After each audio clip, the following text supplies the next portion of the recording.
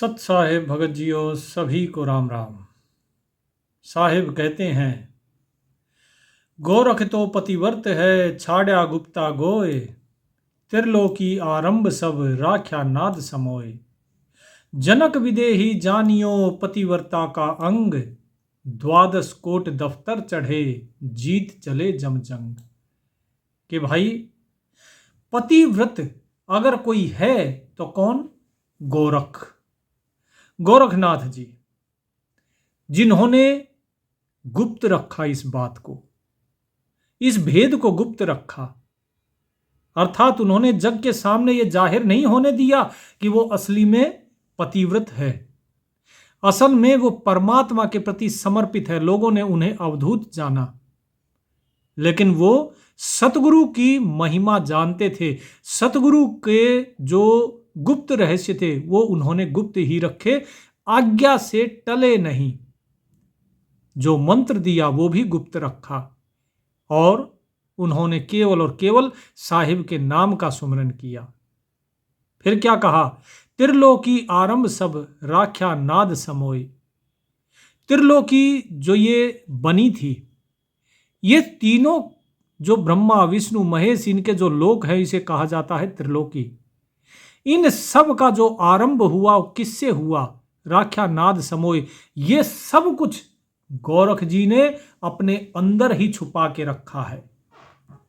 कहने का अर्थ ये है कि गोरखनाथ जी ऐसे पतिव्रता हैं, अर्थात ऐसी आत्मा है जिनके अंदर सब कुछ विद्यमान है। सतगुरु का भेद भी, त्रिलोकी भी और शब्द भी, ये तीनों उनके अंदर है, लेकिन बिना आज्ञा के कभी जाहिर नहीं करते। फिर क्या कहा? जनक विदेही जानियो पतिव्रता का अंग। स्वयं जो जनक विदेह भी थे उनको भी, वो भी पतिव्रत ही हुए। द्वादश कोट दफ्तर चढ़े जीत चले जमजंग। और जो 12 करोड़ जो उनको मानने वाले थे, उनकी मिथिला नगरी में जितने लोग थे, वे सब के सब जम को जीत कर, अर्थात यम की फांस से पार होकर और सतलोक को गए।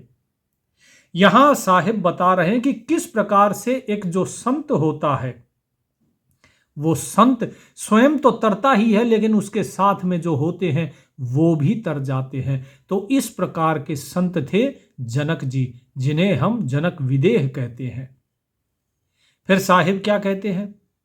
गोपी चंद अर भरथरी पतिव्रता है दोय, गोरख से सतगुरु मिले पत्थर पाहन ढोए। 12 बरस बिसंभरी अलवर किला चिनाए, सतगुरु शब्दों बंधिया अमर भय है ताहे। कि भाई जो गोपी चंद थे और जो भरथरी, जो भरथरी और गोपी चंद मामा भांजा दोनों के दोनों ऐसे भगत थे, ऐसे संत थे पतिव्रत। कहां तो राजा थे भरथरी और कहां संत हो गए।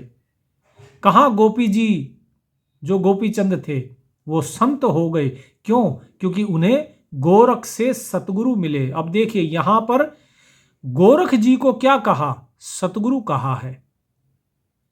पत्थर पाहन ढोए, कि भाई जो भरथरी और गोपी चंद थे वे इस संसार के पत्थरों को ढो रहे थे। कौन से पत्थर? इस संसार का धन माल खजाना, इसी में तो वो व्यस्त थे, राजकाज में। बोले वे केवल और केवल पत्थर ढो रहे थे। असल ज्ञान तो जब हुआ जब उन्हें गोरख जी मिले, गोरख से सतगुरु मिले। ठीक है जी। तो यहां पे गोरख जी की तुलना सतगुरु से करी है। तो अब सतगुरु तो कहेंगे कि कबीर साहब है, फिर गोरखनाथ जी कैसे सतगुरु हो गए? तो भगत जियो, जो व्यक्ति परमात्मा के साथ एक हो जाता है वो परमात्मा ही हो जाता है। जैसे बूंद समुद्र में समा जाती है तो वो समुद्र ही हो जाती है, उसका अलग से बूंद का कोई अस्तित्व नहीं रहता। ठीक इसी प्रकार जब गोरख जी सतगुरु के साथ एक हो गए तो वो सतगुरु ही हो गए। यहां पर कहने का भाव ये है। साहिब कहते हैं कि 12 बरस तक अलवर का किला चिनाते रहे, बनाते रहे, लेकिन जब सतगुरु का बाण लगा, गोरखनाथ जी ने जब उन्हें ज्ञान दिया, तब भरथरी और गोपीचंद बोले ये अमर हो गए। क्या कहा अब आगे, सतगुरु शब्द न उल्लंघिया, जो धारी सो धार, कंचन के मटके भये, निस्तर गया कुम्हार। ठीक है जी, कि सतगुरु शब्द न उल्लंघिया, कि सतगुरु का शब्द, एक कुम्हार था, उस कुम्हार को साहिब ने ज्ञान दिया, और उस कुम्हार की भक्ति ऐसी थी कि जो एक बार सतगुरु जी ने बता दिया वो उसी को अटल मानता था। ये किसकी बात हो रही है? ये बात हो रही है गोरा कुम्हार की। और जो वो गोरा कुम्हार था, जो आपने सुना होगा नामदेव जी, ज्ञानदेव जी, इनके बारे में, तो जो नामदेव जी के साथ में एक गोरा कुम्हार होता था, जिन्होंने छड़ी मारी थी नामदेव जी के सर पे कि ये बर्तन पक्का है या कच्चा, उस गोरा कुम्हार को जब सतगुरु जी ने ज्ञान दिया तो जो सतगुरु जी ने कहा उन्होंने वो अक्षर से उसका पालन किया। जैसे साहिब ने कहा उन्होंने वैसे ही उस ज्ञान को धारण किया, नाम को धारण किया। तो साहिब कहते हैं कि उसके जो मटके थे वे सोने के बन गए, कंचन, सोने के मटके बन गए, लेकिन उसके बाद भी सभी जगह सोना ही सोना था। लेकिन कुम्हार ने उनमें सिर्फ और सिर्फ मिट्टी ही देखी कि साहिब ये मेरे किस काम के। इस सोने को लेकर तो बड़े बड़े राजा, बड़े बड़े मंत्री, बड़े बड़े दिक्पाल जो हैं वो फंस गए इस संसार में, मैं इन सोने के मटकों का क्या करूंगा। और इस प्रकार से वो कुम्हार जो था वो भी यहां से पार हो गया। तो इस प्रकार से जो गुरु के शब्द हैं, सतगुरु के शब्द पर आपको विश्वास रखना चाहिए, क्योंकि साहिब तो कहते हैं, कहे कबीर सुनो भाई साधो, मैं तो हूं विश्वास में। अब देखिए विश्वास की एक झांकी और बताते हैं साहिब, जो संत बाजीत जी का अभी 2-4 दिन पहले आपको घटना बताई थी कि किस प्रकार बाजीत जी जो हैं उनकी मुक्ति हुई। तो उन्हीं बाजीत जी का प्रकरण बताते हैं सतगुरुदेव। परमात्मा की वाणी सूक्ष्म वेद क्या कहती है, गृबाजी दा बेजार में तरकस तोर कमान, सूत्र मुए को देख कर छाड़ा सकल जहान। गृबाजी दा बिचरा सही सूत्र मुए कै नाल, चरण कमल छाड़े नहीं जीवेंगे कै काल। गृबाजी दा बिचरा सही सूत्र मुए को देख, चरण कमल छाड़े नहीं मिल है अलख अलेख। क्या कहा कि जो बाजीत जी थे, राजा थे, राजा बाजीत तरकस में तीर भरकर और कमान लेकर जा रहे थे, और उनके आगे आगे ऊंटों की कतार चल रही थी, लेकिन एक ऊंट मर गया। सूत्र का अर्थात है ऊंट। एक ऊंट मर गया और उस मरे हुए ऊंट को देखकर बाजीत जी को ज्ञान हो गया था, और जब ज्ञान हुआ तो उन्होंने सब कुछ छोड़ दिया अपना। बाजीदा बिचर्या सही सूत्र मुए के नाल, चरण कमल छाड़े नहीं जीवेंगे के काल। कि भाई जब ये ऊंट जिसका स्वामी मैं अपने आप को समझता था, ये मुझसे बिना पूछे चला गया, तो यदि जिसके ऊपर मेरा शासन चल रहा है, जब वही लोग मेरे अधिकार में नहीं है, मैं उनके जन्म मरण को वश में नहीं कर सकता, तो मेरा अपना जन्म मरण कैसे मेरे वश में होगा? क्या पता मैं कितने समय तक जीऊंगा। इसीलिए उन्होंने चरण कमल जो सतगुरु के वो छोड़े नहीं, अर्थात उन्होंने बंदगी शुरू कर दी। और जब उन्होंने साहिब का सुमरन करते रहे, साहिब को एक पल के लिए भी नहीं भूले, तो उसी अलख अलेख से उनका दीदार हो गया, उसी से उनका दर्शन हो गया। साहिब क्या कहते हैं? साहिब कहते हैं वाणी में, बाजीद दुनी से ती बिचरा कादर कुर्बान संभारा है, फंद टूट गया तिब ऊट मुआ जा पकर पलान उतारा है। अरवाह चली कहो कौन गली धोरा पीरा अगकारा है, कहीं पैर पिया दो पालकियों कहीं हस्ती का असवारा है। क्या कहा कि बाजीद दुनी सेती बिचरा, बाजीद जी जो है इस दुनिया से अलग हो गए। और किसको संभाला? कादर कुर्बान संभाला है। उस परमात्मा का नाम उन्होंने अपने हृदय में संभाल लिया जो अब तक भूले हुए थे। तो उनका जो फंद था, जब नाम का सुमिरन शुरू किया तो उनका जो फंद था, फंदा काल का, वो टूट गया। क्यों टूट गया? क्योंकि उन्होंने देखा कि जब ऊंट मर गया तो बाजीद मरना एक दिन तुझे भी है, और जब तू मरेगा तब तू कहां जाएगा? कहां, कौन है वो मालिक जो तुझे बचा सकता है इस मरने से? मैं मरना नहीं चाहता। तब साहिब ने उनको ज्ञान दिया था। तो क्या हुआ? जब ज्ञान मिला तो उनके मन में वैराग्य हुआ। तो क्या पूछा? अरवाह चली कहो कौन गली, धोरा पीरा अग का राह है। कि मुझे कोई बताओ कि वो परमात्मा कैसा है, सफेद है, पीला है, काला है। ये बात अब गली गली में चल रही है कि भाई बाजीद जी इस प्रकार के सवाल पूछ रहे हैं। कहीं पैर पियादा पालकियो, कहीं हस्ती का सवारा है। कि भाई कोई पैदल है, कोई प्यादे हैं, कोई पालकियों में चलता है, कोई हाथी में चलता है, लेकिन मरते तो सब हैं। फिर कौन है जो बचा सकता है जन्म मरण से? और जब साहिब ने ज्ञान दिया कि तुझे अगर बचा सकता है तो ये नाम सुमिरन बचा सकता है, केवल सतगुरु बचा सकते हैं, उस मालिक का सुमिरन कर, तभी बचेगा। नहीं तो इस जन्म मरण के चक्र में फंसता रहेगा। ये ऊंट मरा है तो ये ऊंट कुछ और बनेगा, और तूने इन ऊंटों की सवारी करी है, इन हाथियों की सवारी करी है, तो तुझे भी हाथी, ऊंट, गधा, घोड़ा ये सब कुछ बनना पड़ेगा। बाजीद जी के अंदर से रूह कांप गई।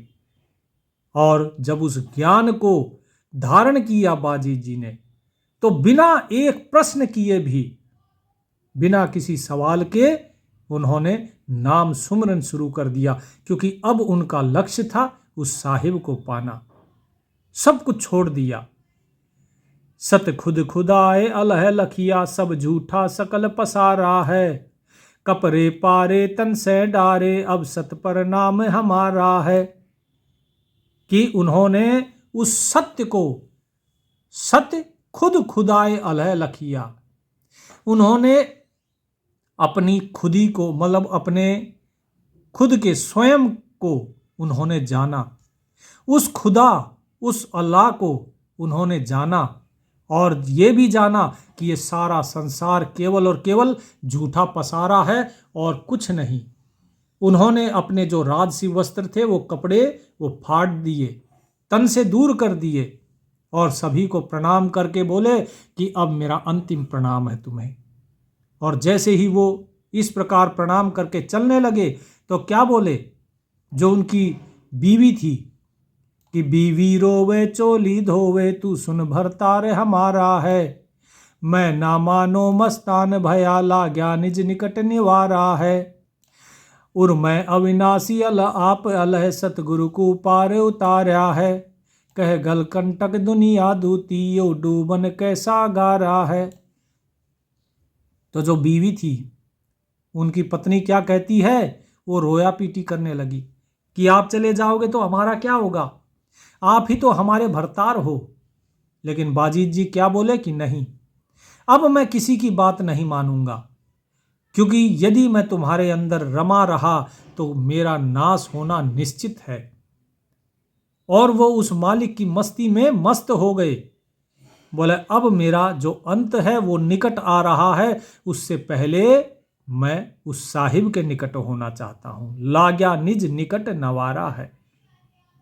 उर मैं अविनाशी आप अलय, हृदय में उस परमात्मा को विराजमान किया और सतगुरु को पार उतारा है, और सतगुरु ने उन्हें पार उतारा।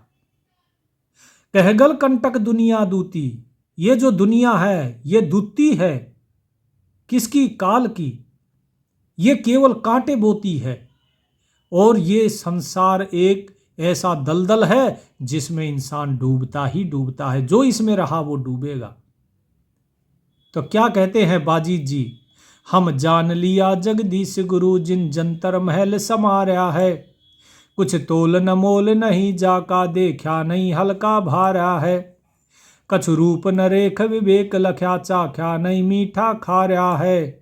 गलतान समान समाई रहा जो पिंड ब्रह्मंड से न्यारा है। सुर शंख समाधि लगाई रहे देखा एक अजब हजारा है। कह दास गरीब अजब दरिया झिलमिल झिलवार न पा रहा है।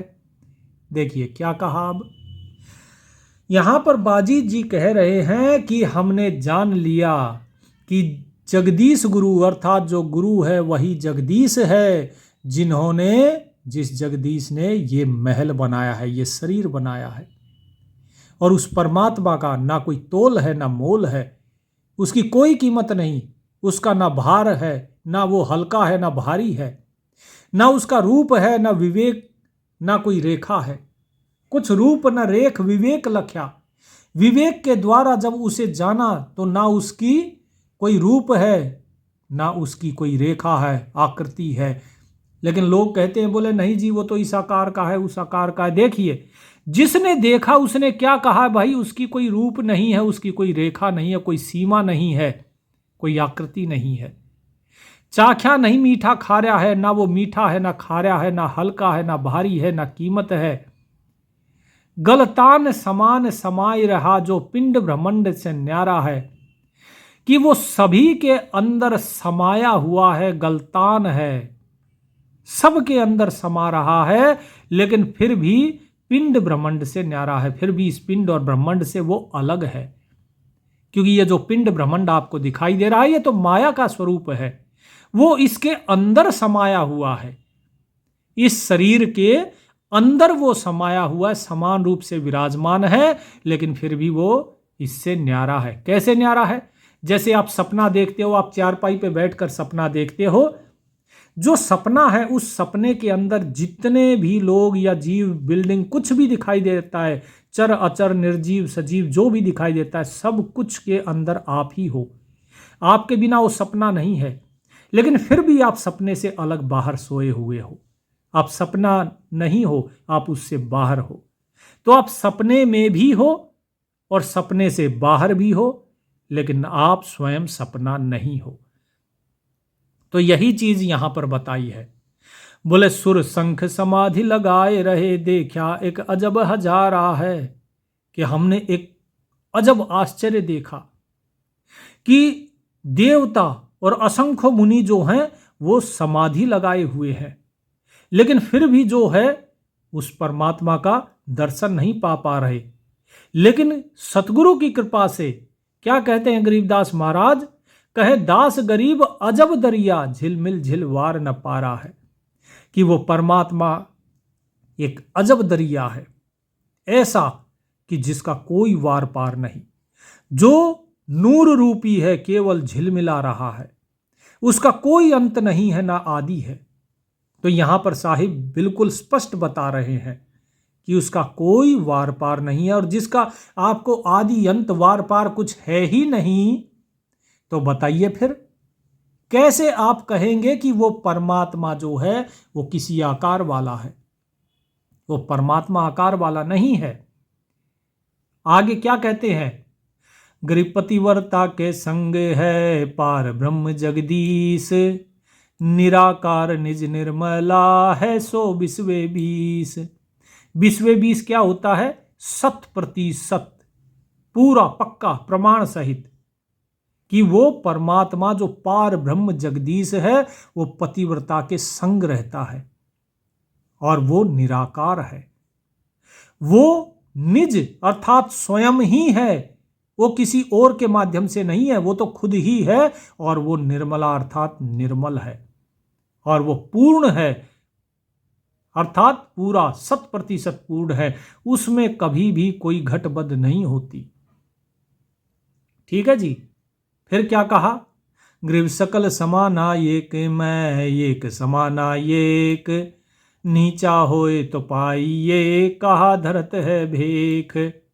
गृह पार ब्रह्म की परख के नैन निरंतर लाल, उर अंतर प्रकाशिया देखा अवगत ख्याल।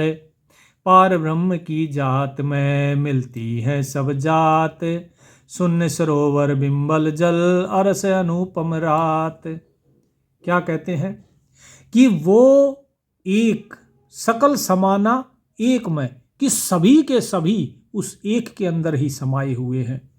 एक समाना एक, और जो वो एक है वो भी एक में ही समाया हुआ है, स्वयं में ही समाया हुआ है। सब कुछ उस परमात्मा में समाया हुआ है और परमात्मा स्वयं अपने में ही समाया हुआ है। जिसके हृदय में निश्चय हो, निश्चय अर्थात निश्चय, जिसके हृदय में विश्वास होता है, निश्चय होता है, केवल वही उसे प्राप्त करता है। कहा धरत है भेख, ये अलग अलग जो भेष बनाते हैं ना, किसी ने तिलक लगा लिया, किसी ने पीतांबर पहन लिया, किसी ने जटाएं रख ली, कोई गंजा हो गया, बोले इन सब से ये सिर्फ भेष बनाए हुए हैं, इन भेषों से नहीं मिलता है। वो तो निश्चय से, विश्वास से मिलता है कि पार ब्रह्म की परख के नैन निरंतर नाल, कि जिसके नैन निरंतर उस परमात्मा के साथ लगे रहते हैं वही उस पार ब्रह्म की परख कर पाता है। उर अंतर प्रकाशिया देखा अवगत ख्याल, और वो आपके हृदय में ही प्रकट होता है, आपके अंदर ही प्रकट होता है, बाहर की आंखों से नहीं दिखाई देता। वो देखा अवगत ख्याल, उस अवगत को जिसका ख्याल आप हमेशा करते हैं, उस परमात्मा को आपके हृदय में ही प्रकाशित होता है वो। अब यहां पर बता रहे हैं कि अंदर प्रकाशित होता है। और कुछ गुरु ऐसे हैं जो कहते हैं, बोले जी अपने सिर के 3 अंगुल ऊपर लगाइए ध्यान, वहां पर परमात्मा है। तो शरीर के बाहर कहां से परमात्मा है और कैसे ध्यान लगाओगे? कुछ कहते हैं, बोले नहीं जी आत्मा शरीर के अंदर नहीं बाहर रहती है। अब सोचिए, यहां साहिब की वाणी जो कह रही है, ये लोग तो बिल्कुल उसका उल्ट चल रहे हैं। ये सभी काल के दूत हैं भगत जियों, इनसे हमेशा सावधान रहना। साहिब की वाणी सुनते जाइए, आपको स्वयं पता लग जाएगा कि जो ये कहते हैं ना कि परमात्मा निराकार नहीं जी निराकार है, यहां साहिब बता रहे हैं कि वो निराकार है।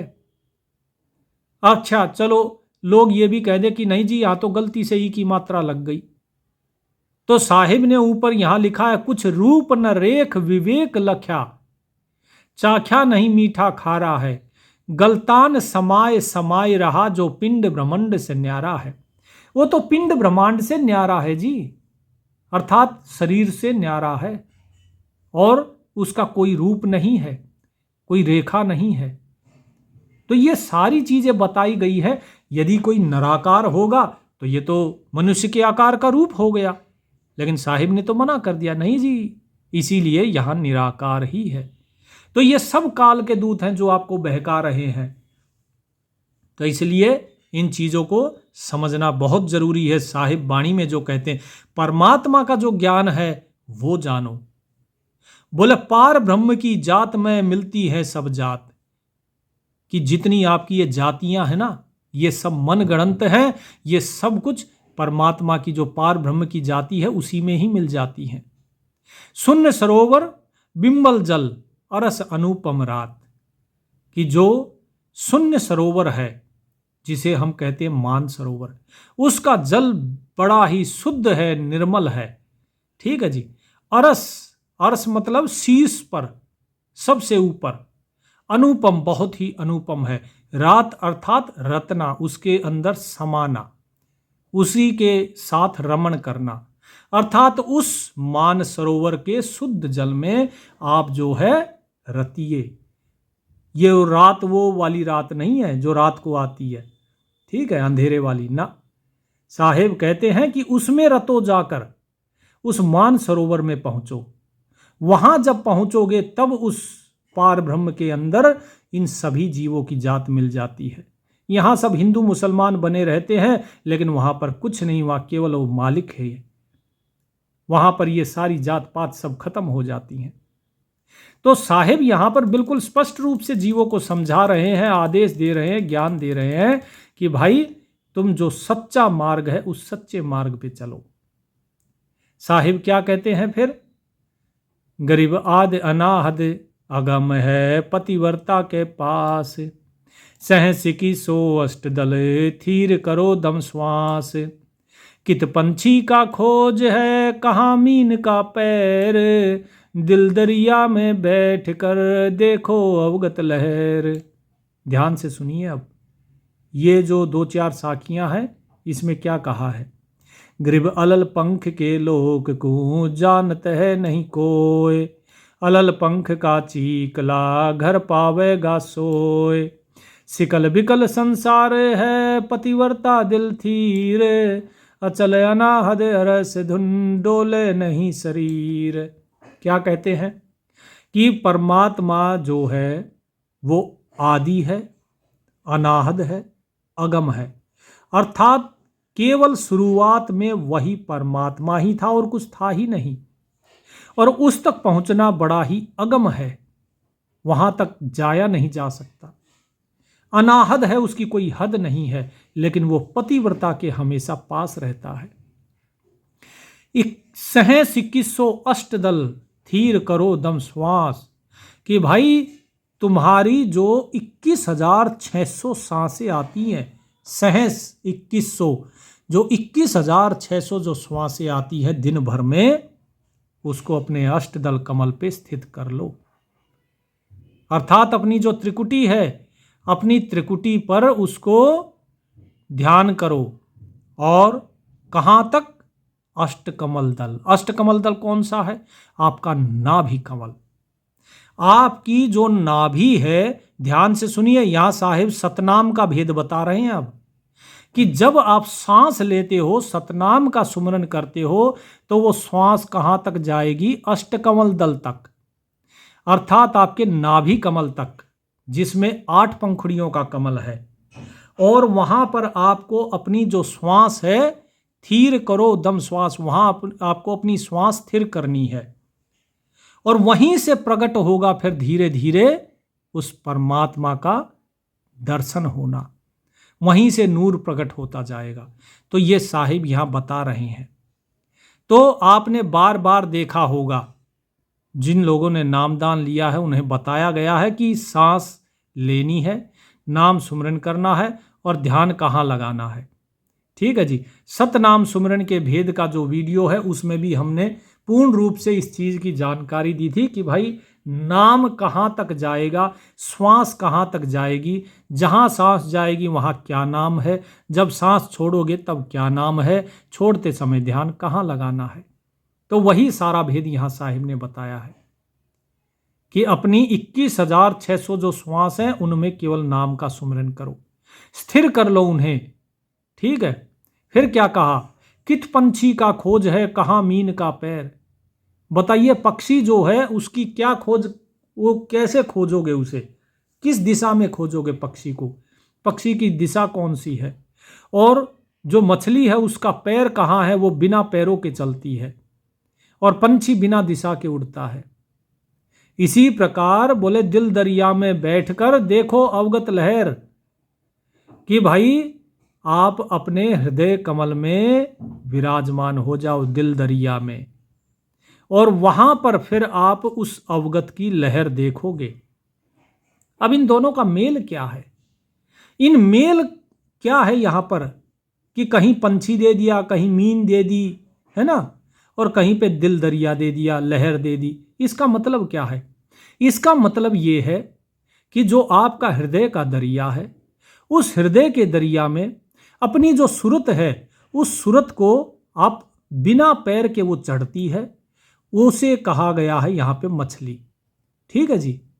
तो उस मछली की तरह, जैसे मछली तैरती है बिना पैरों के, ऐसे ही आपकी सूरत जो है वो आपके हृदय कमल में चढ़ेगी धीरे धीरे। यहाँ पे कहाँ थी? नाभि कमल में। नाभि कमल से कहाँ आ गई? दिल दरिया, हृदय कमल में। और जब हृदय कमल में आएगी तो उसके बाद फिर क्या होगा? फिर बोले वो पंछी का स्वरूप ले लेगी, अर्थात अभी तक वो मछली की गति से चल रही थी, अब वो पंछी की गति से, अर्थात पक्षी की गति से चलेगी। जैसे ही दिल दरिया में आती है फिर वो और तेजी से चलेगी, और सूरत जब चलेगी तो फिर क्या होगा? बोले फिर आपको दिखाई देगा वो अवगत, वो परमात्मा। फिर आपको दिखाई देगा कि जो लहर है जल की, वो लहर भी वही है और दरिया भी वही है, सब कुछ वही है। उस परमात्मा को आप देख पाओगे। फिर क्या कहा कि ये पंछी जो है, इस पंछी को अब आपने देखो यहां पे दिल में तो देख लिया, अब यहां से आपको आगे बढ़ना है। उस परमात्मा को देख तो लिया, अब उसके साथ एक होना है। तो कैसे हुआ जाता है? तो साहेब बताते हैं कि अलल पंख के लोग को जानत है नहीं कोई। अलल पंख कौन हो गया? अलल पक्षी। सतगुरु को बताया गया कि सतगुरु के लोक को कोई बिरला ही जानता है। अलल पंख का चीकला घर पावेगा सोए। और जो सतगुरु का बच्चा होगा, सतगुरु का सेवक होगा, सच्चा शिष्य होगा, केवल वही सतलोक के उस धाम को पाएगा। जो सतगुरु का प्रेमी होगा वही केवल उस सतलोक तक जा सकेगा, उसे ही सतगुरु लेकर जाएंगे। लेकिन जो संसार का प्रेमी होगा, उसका संसार का प्रेमी संसार में रहेगा। ठीक है जी। तो इसीलिए साहिब कहते हैं कि आपकी सूरत जब पंछी का रूप ले लेगी और साहिब के साथ जब प्रेम करेगी, तब ये सूरत जो है सतलोक जाती है। तो यहां सतगुरु जी को अलल पंख के रूप में प्रदर्शित किया गया है। फिर क्या कहा? सिकल बिकल संसार है पतिव्रता दिल थीर। जो शंका और अलग अलग तरीके के जो विचार आते हैं ना, सिकल अर्थात शंकाएं, संकल्प जो हम करते हैं मन के अंदर, अनेकों अनेक संकल्प, उसे कहा गया है कि मैं ये करूंगा, मैं वो करूंगा। तो ये हो गए संकल्प, उसे कहा गया सिकल। और विकल क्या है? विकल्प, कि मैं क्या करूं और क्या नहीं करूं, फलाना काम करना है कि नहीं करना है, ये हो गए विकल्प, उसे कहा गया है विकल। तो सिकल विकल संसार है कि संकल्प और विकल्प यही संसार है। इसी कारण इस संसार का अस्तित्व है। अगर संकल्प विकल्प समाप्त हो जाए तो संसार भी समाप्त हो जाएगा। लेकिन पतिव्रता क्या है? बोले पतिव्रता के मन में कोई संकल्प विकल्प नहीं होते, क्या करूं क्या नहीं करूं, ये करूं वो करूं ना। पतिव्रता के हृदय में केवल स्थिर भाव होता है कि जो है परमात्मा है, सब कुछ वो करता है, मैं कुछ नहीं हूं, तो चिंता करनी ही नहीं। अचल अनाहद अरस धुन डोले नहीं शरीर। उसका तो जो है वो अचल अनाहत जो परमात्मा है, अर्श यानी कि जो ऊपर, धुन अर्थात जो आवाज है, जो शब्द है, कौन सा? वो सार शब्द। जो अचल अनाहत जो सार शब्द है, केवल उसमें उसका ध्यान रहता है, उस सार शब्द में। उसका शरीर और किसी चीज के लिए नहीं डोलता, इस सांसारिक चीजों के लिए नहीं डोलता। तो यहां पर यह चीज साहिब समझा रहे हैं कि भाई क्या भेद है एक संसारी के अंदर और क्या भेद है एक पतिव्रता के अंदर। फिर क्या कहते हैं? ग्रीब लोहा कंचन हो गया मिल पारस सत्संग। यो मन पलटत है नहीं साधो के प्रसंग। ग्रीब जुगन जुगन का कुटिल है जुगन जुगन का जिंदे। पतिव्रता सो जानिए रहे मनोरथ बंध। ग्रीब बारा बाणी ब्रह्म है सैंस कला कल धूत। पतिव्रता सो जानिए राखे मन अजू संजूत। ठीक है जी। कि जो लोहा है, सतगुरु का जो सत्संग है, उस सत्संग से मिलने के बाद ये लोहा भी सोने के समान हो गया। और जो मन था, वो मन साधुओं के प्रसंग सुन सुनकर बोले पलटा नहीं, अभी तक पलटा नहीं है, पलट नहीं रहा है। बहुत कोशिश करते हैं कि जो साधु आते हैं उनके प्रसंग सुनकर ये मन पलट जाए। तो क्या कहा कि अगर नहीं पलटता है तो फिर जो संतों का सत्संग है, जो संत वाणी है, सतगुरु की जो वाणी है, उस परमात्मा का जो ज्ञान है, उस ज्ञान को सुनो, जो कि ये अभी आपको सत्संग के माध्यम से दिया जा रहा है। कि जब इस ज्ञान को सुनोगे तो तुम्हारा जो लोहे जैसा मन है ये कंचन हो जाएगा, शुद्ध हो जाएगा, फिर ये पलट जाएगा। साहिब क्या कहते हैं कि ये मन को पलटाना इतना आसान नहीं है। जुगन जुगन का कुटिल है, युगो युगों का ये कुटिल है। और जुगन जुगन का जिद्दी है ये, जुगो जुगो से, और पतिव्रता सो जानिए रहे मनोरथ बंद। ये बहुत जिद्दी है मन, इसीलिए ये नहीं पलटता। लेकिन पतिव्रता कौन है? पतिव्रता तो वो है जो सारे मनोरथों को बांध कर रखती है। अर्थात जो जीवात्मा, जो भगत अपने मनोरथों से परे हो गए कि मुझे क्या चाहिए क्या नहीं, मन की सारी इच्छाओं से परे हो गए, सारी इच्छाएं बांध कर डाल दी जिसने, बोले वो पतिव्रता है। जो अपने मन को संयो के रखती है, राखे मन संजूत, अर्थात जो अपने मन को संयो के अपने वश में रखती है। साहिब कहते हैं कि 12 बाणी ब्रह्म है, सहस कला कलधूत। कि जो 12 बाणी हैं, 12 बाणी ये सब कुछ ब्रह्म है। किस प्रकार से है? कौन सी है 12 बाणी? जो आप ए आ ई उ ए आई ओ औ अंग है, ये सब जो बोलते हो ना, ये सब कुछ वही तो है। यही है 12 बाणी। और यही 12 बाणियां जो निकल रही हैं, चाहे ए निकल रहा हो या आ निकल रहा हो, कोई भी स्वर निकले, ये सभी के सभी स्वर अंदर बैठा जो ब्रह्म है वही निकाल रहा है।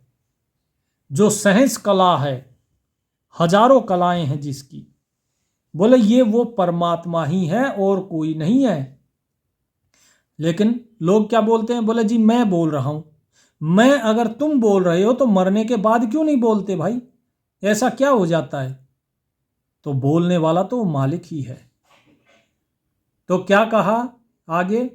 बोले जू मेहंदी के पान में लाली रही समाए, यो साहिब तन बीच है खोज करो सतभाय।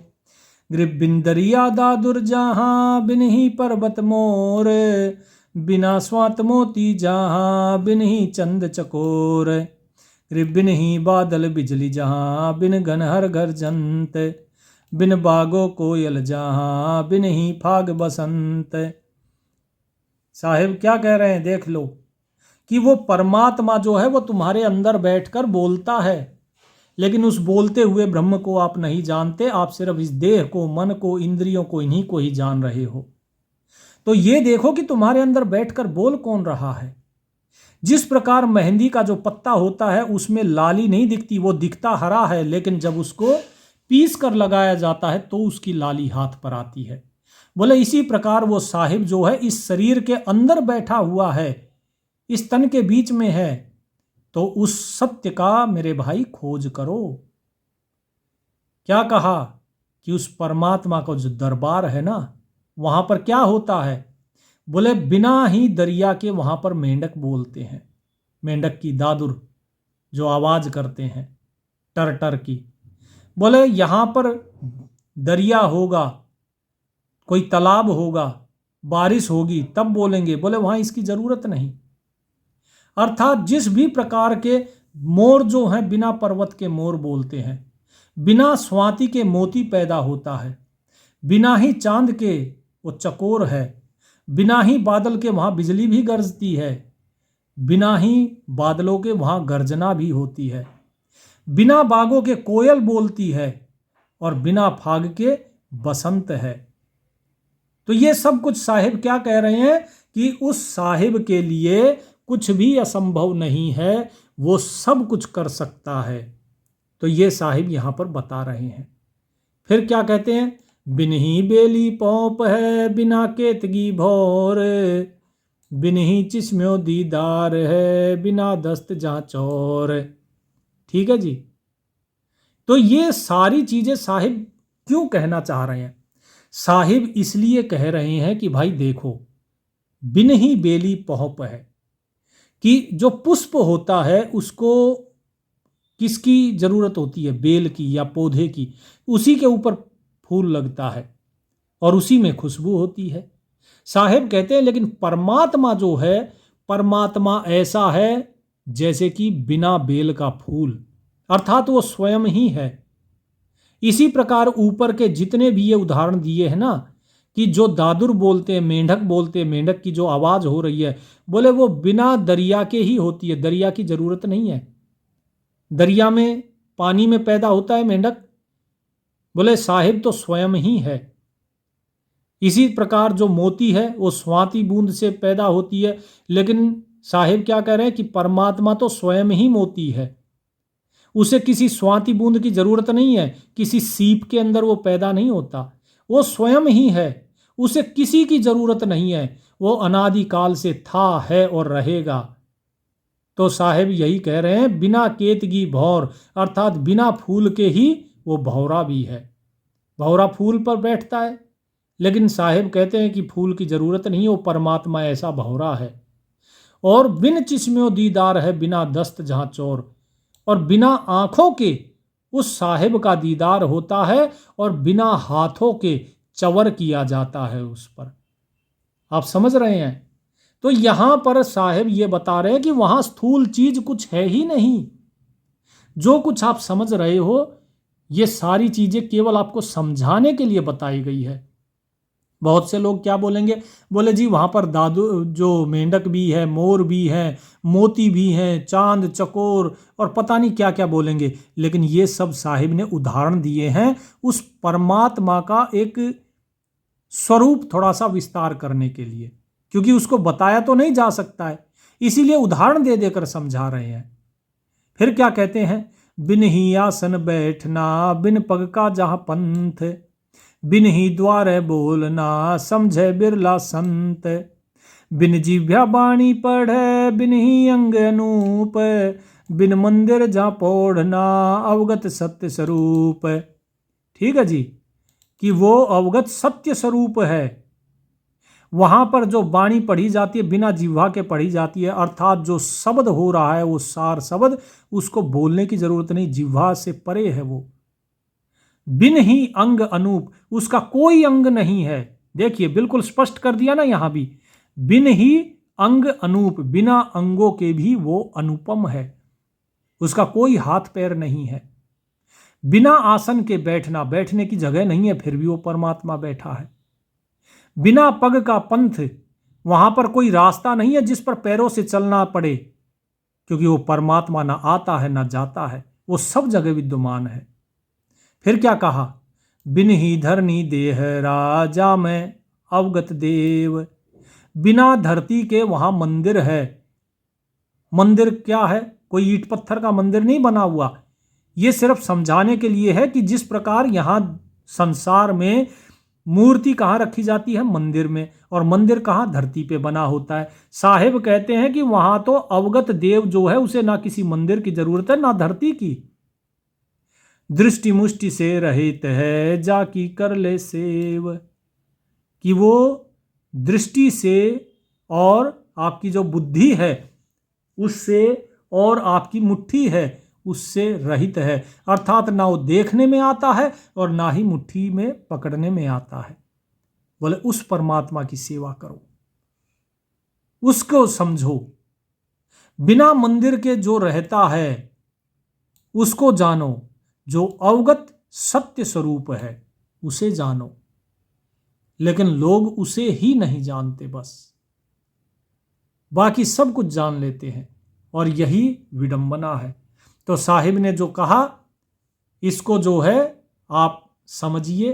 इसके आगे फिर हम जानेंगे कि साहिब आगे और क्या क्या चीजें का भेद खोलते हैं।